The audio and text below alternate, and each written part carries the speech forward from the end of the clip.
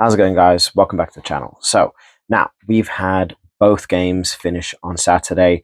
Everything's done and dusted. We've had some amazing ups and downs for both games, and we've had some absolutely stellar performances.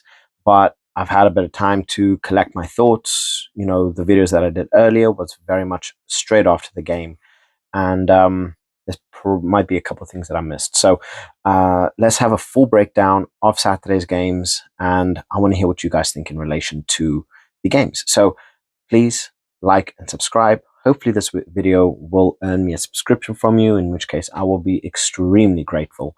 But let's start off the video with the first game of the day: Wales versus Ireland. Now, if there was ever a team that has put a lot of danger at Ireland, the Six Nations, it was Wales. Wales put the pressure on, and the one thing that I was really impressed with Wales was they were consistent, they weren't making many mistakes, and they were composed. That's the biggest thing, where Wales, they would lose their composure, they would make mistakes. Up against Ireland, they were composed, right? Mistakes were being made by Ireland. They were picking up on it. Ireland were running lines, using players like James Lowe and so on, and they were on it. The Welsh were playing so much more, just their shape in general felt so much more solid, and we saw how on the wings, the play that they were using was far superior than what was done at Gatland. When Wales were on the ball, I genuinely felt like Wales were going to do something.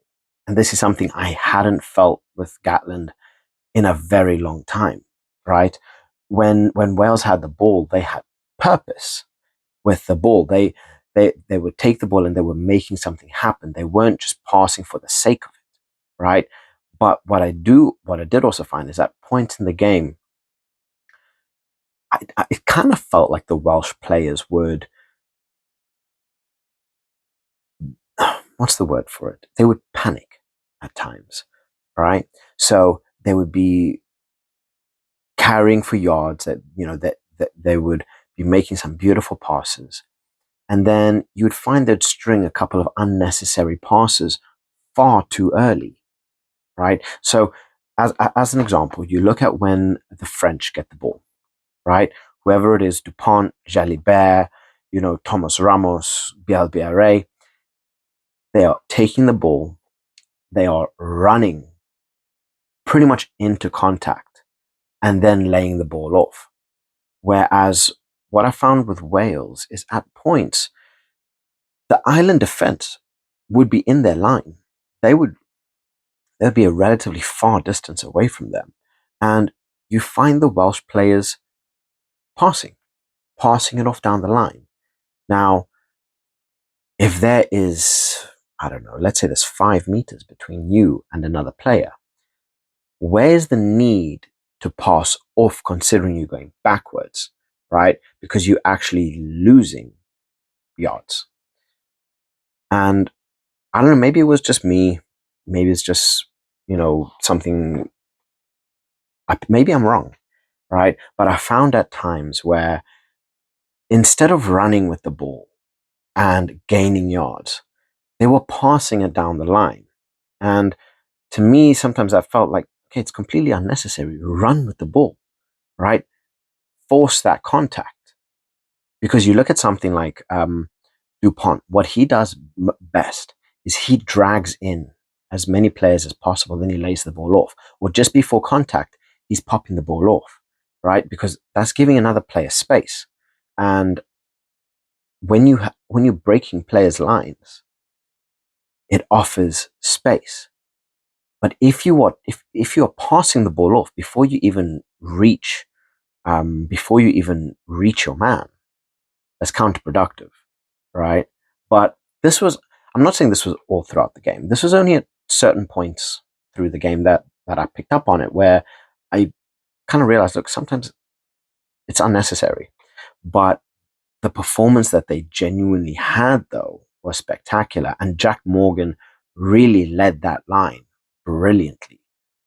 He really led that line brilliantly. And this is something that it always happens when you get a new manager, you get a new coach, you are revitalized. They come back with a purpose, and this is something that I felt Wales really had. They came in with a purpose. Players like Anscombe and Max Llewellyn, they brought in creativity, they brought in power as well, which was lovely to see, right? Because they were fighting with the Irish.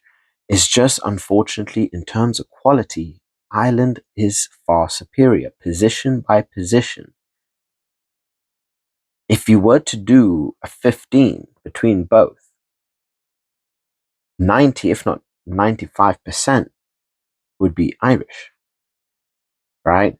So they had a brilliant game, and this is a brilliant stepping stone. Am I going to say Wales is a changed squad? They back to their best? No, not in the slightest. But like England, baby steps, improvements, right? Matt Sherratt, he's obviously done something with the squad, and it worked. It worked.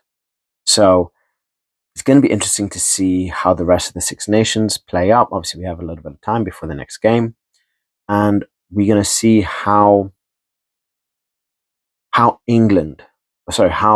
are now going to line up, right? Because obviously Matt Sherratt managed to get something out of him that was deep down inside, and they always had that potential. It just needed to be used, brought to the surface. So all in all, Wales, I feel they had a brilliant, brilliant game, even though they lost. And this is why I say, even though Wales lost, for me, that's a win in my book.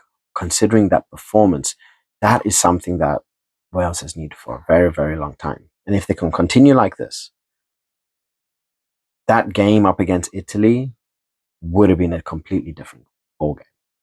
That game up against France would have been a completely different ballgame. I'm not saying that they would have won.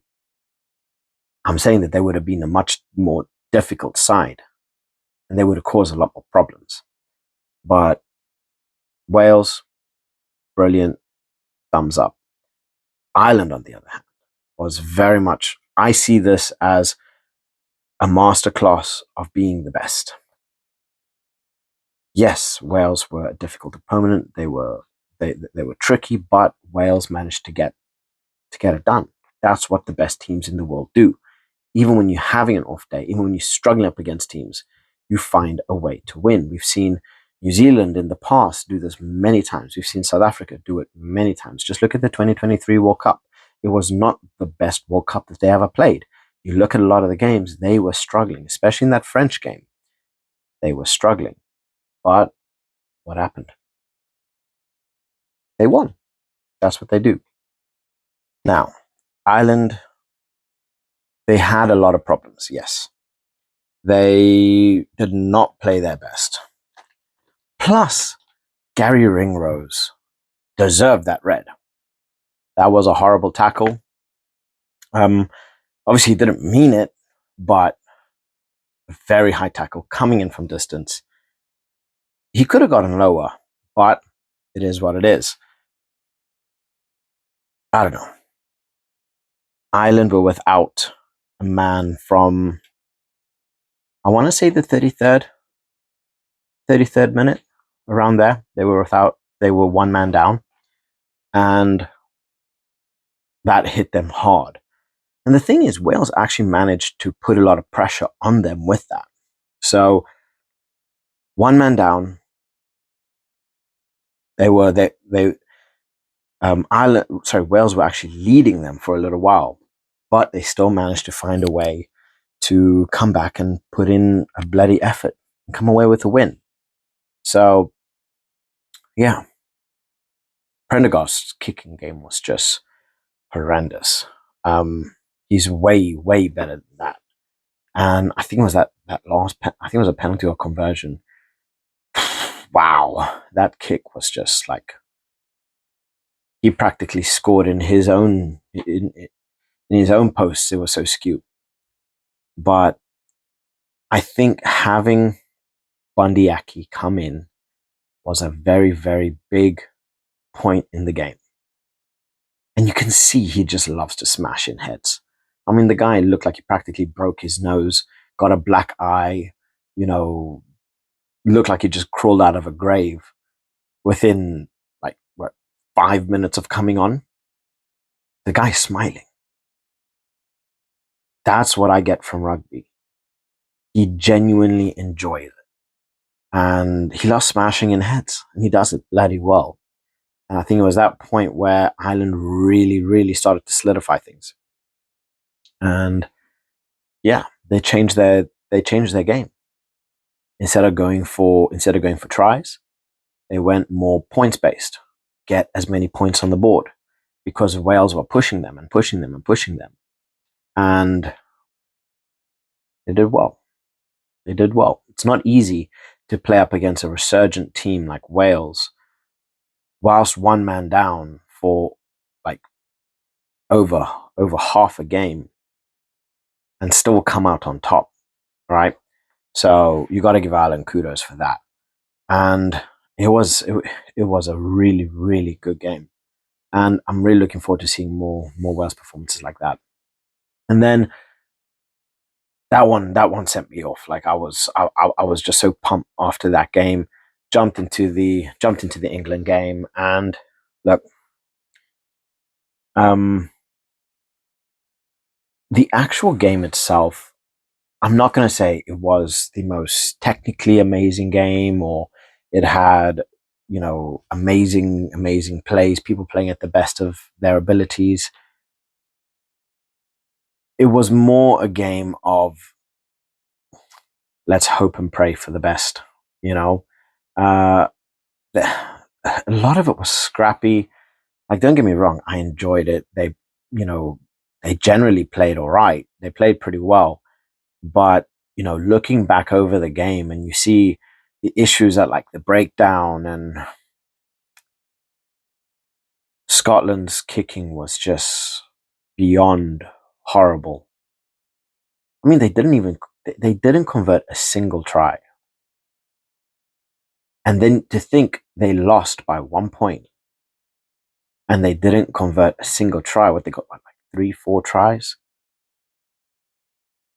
And the thing that just like must have just put a nail in their heart was seeing that ball on Van der Merwe's try.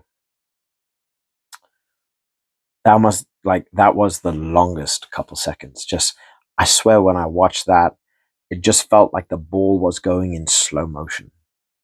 It really felt like the ball was just going in slow motion. And I feel for Scotland, but I truly believe England deserved to win that game. I do. And it is just one of those. It was it was a it, it was a good game for spectators, but when you dive deep into it, there was a lot of problems there. And don't get me wrong, like I think Tom Curry put in a pretty standard performance before he got taken off. And Tom Curry is just an absolute monster of a player. And yes, he pulled up. He was holding his hamstring, and then he eventually ended up getting taken off. And I think Cunningham South replaced him, which it was nice to see Cunningham South come in, gave in a nice boost in with fresh legs. But Tom Curry, he literally gives everything. He gives everything for the club, and I swear, whenever he comes off, whenever the game's finished, the guy's hobbling off. He's literally hobbling off, and honestly, if the guy's not given some rest, he's gonna retire early. He's gonna retire early. I think it's his hips that causes him problems. And as a rugby player having hip issues, it's not a good sign. It's like a rugby player having too many concussions. Not a good sign. But look, Finn Russell could have had a much better game. And this really was a game of two halves. Because you look at the first half and you look how electric Scotland are, how ridiculously fierce they are. And, you know, at points in the first half, I was like, Scotland have this down. They're gonna take it, and they are just gonna run away with it. But then second half comes in, and I don't know. It felt like they swapped out the players. I mean, honestly, Van der Merwe is just ridiculous, and he's by far one of my favorite players. Not necessarily that, one of my favorite wingers, especially Northern Hemisphere wise. Because right now I have James Lowe, and then for me it's Van der Merwe. But the guy is just his size. I swear, it's like the guy should not be physically possible to be that tall, that big, that fast, that technically gifted, and the guy looks like a bloody Adonis. So he's something out of a comic book. He really is something out of a bloody comic book. So for me, that Scotland game was a little bit harder, where I felt that energy, um, you know, that energy through that island game, and then I came through here, and I think it was Egg Chasers who said it, is low quality, high reward, something like that, and the game itself, I struggle with it because I both enjoyed it and didn't enjoy it at the same time, if that makes sense. Because we could have seen so much better performances, but it could be a case of both teams just playing, to outwit the others. I don't know. Don't get me wrong. I enjoyed the game, but in comparison to Ireland Wales, it's a different ball game. Different ball game completely. So honestly, England deserved to win that game. The Calcutta Cup comes back to England, and Scotland are going to have to work something out because they're going to be struggling. But I don't know. Let me know what you guys think. the The game itself was good, but issues here and there. So yeah, let me know what you guys think in the comment section below. I want to hear what you guys think, and if you feel that the score lines were correct.